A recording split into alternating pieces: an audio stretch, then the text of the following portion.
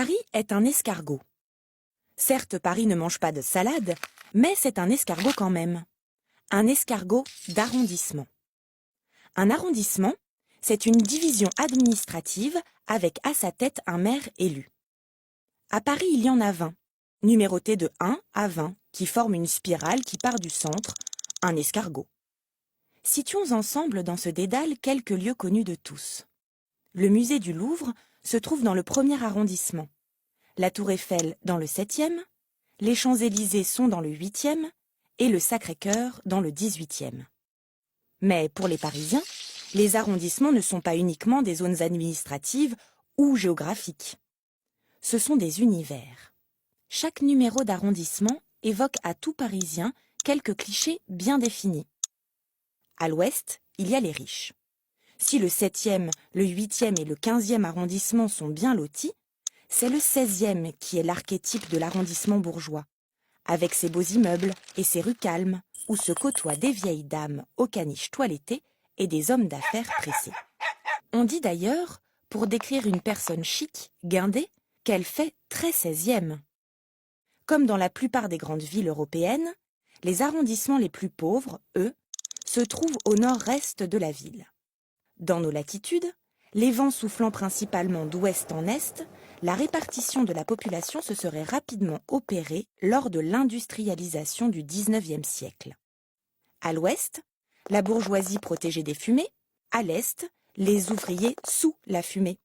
Ainsi, on trouve toujours les Parisiens les plus populaires ainsi que beaucoup d'immigrés du Maghreb, d'Asie ou d'Afrique noire dans les 18e, 19e et 20e arrondissements. Le 13e ? Pour le Parisien, c'est Chinatown. Il vous parlera des supermarchés asiatiques, des restaurants exotiques et du fameux défilé du Nouvel An chinois. Le 11e, lui, est le lieu branché par excellence. Magasins bio, réparateurs de vélos et ateliers d'artistes attirent des populations jeunes et créatives. Inutile de vous dire que, dans tous ces arrondissements, on trouve aussi des gens normaux qui résistent à tous ces clichés. Paris n'a pas toujours été un escargot. Lorsque les arrondissements sont créés en 1795, la ville est plus petite, et il n'y en a que 12, numérotés de gauche à droite et répartis en 2 lignes séparées par la Seine.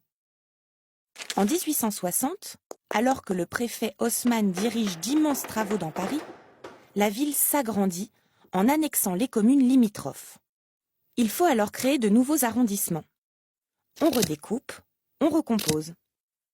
Un premier schéma attribue le numéro 13 à l'actuel 16e. Mais cela ne plaît pas du tout à ses habitants riches et influents. Pourquoi ? Parce qu'à l'époque existe une expression. Se marier à la mairie du 13e arrondissement. Comme le 13e arrondissement n'existe pas encore, ça veut dire ironiquement vivre ensemble sans être mariés, donc en concubinage. Impensable pour la bonne société de l'Ouest d'être associée à cette idée si inconvenante. On adopte finalement une disposition en spirale et on attribue le numéro 13 à un arrondissement plus populaire. Cette disposition n'a pas changé depuis 1860, même si l'on surnomme parfois certaines villes le 21e arrondissement. Deauville par exemple, station balnéaire normande à 1h30 de Paris, où l'on trouve le week-end presque plus de Parisiens que de Deauvillais. Mais en réalité, l'escargot va-t-il s'agrandir encore ? Il semble que l'avenir de Paris se prépare actuellement dans les bureaux du président de la République. Nicolas Sarkozy rêve du Grand Paris. Le Grand Paris, encore au stade d'ébauche, viserait à créer une vaste métropole en reliant Paris et ses banlieues. Et ça serait pour quand ce grand projet ? Dans les années 2020. Et oui, c'est lent, un escargot.